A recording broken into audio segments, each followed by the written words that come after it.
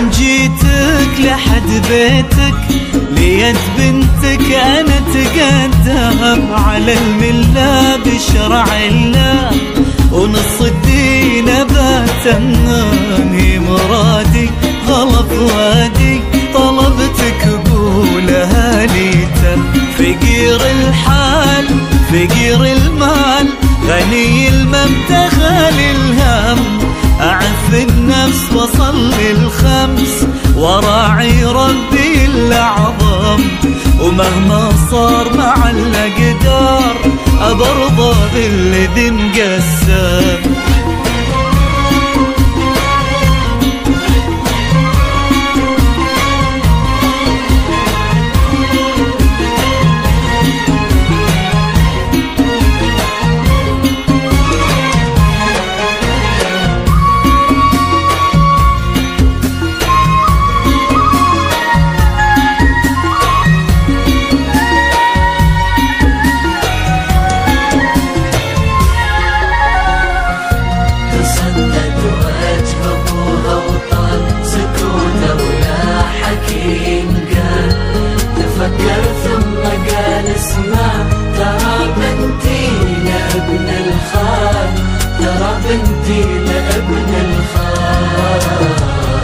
يا عم أرجوك لا ترمي الشوق في عيني وقلبي المغرم بطهر الأرض عرفنا بعض من احنا صغار لو تعلم لا تحرمنا لا تعدمنا وربك ما رضى بالظلم يا عم ناظر ترى الخاطر يبيها من سنين مكم يا راعي الخير هوانا طير لا توقف في طريق الحلم وخذ مني وعد اني اخليها في مجرى الدم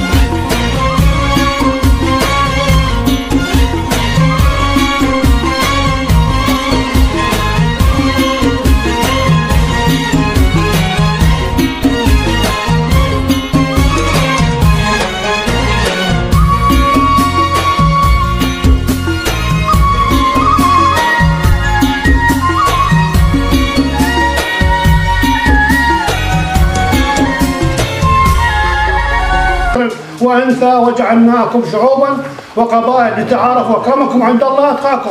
التقوى والإيمان هو الإخلاص هو الوفاء هو العدل. اجيناكم السادة والحاضرين ما بالمسميات طلب منكم بنتنا كاظم مشتاق حنون ومن بنتكم البارة الطيبة الشريفة العفيفة نطلب منكم هذا الطلب رحم الله والديكم. يا ابو حسن عندك حج سيد تفضل. وقال نبينا محمد صلى الله عليه واله وسلم من جاءكم خاطب وترضون دينه وخلقه فزوجوه.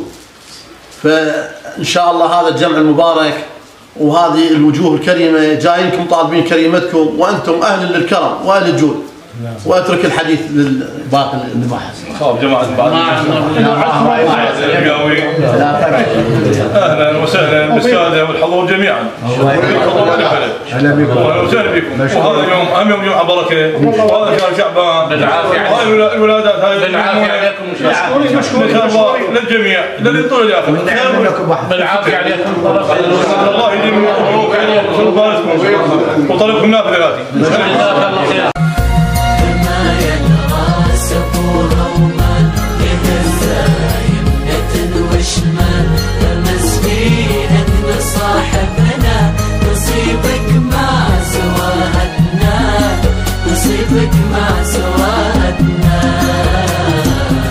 ما هو معقول ولا مقبول أعيش الفكرة دي يا عم بعد بنتك أنا حلف لك علي تحرم بنات آدم ولو دنياي حكايتناي بغنيها بجرح وهم وهذا القلب عمي صعب حلف بعشقها وقسم بقول لك شي مدامي حي اموت وغيرها يحرم بكل الياس بقول للناس حياتي خانها درغم.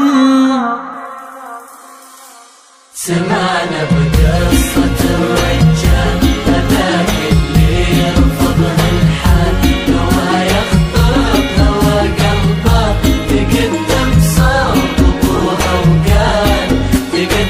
صابر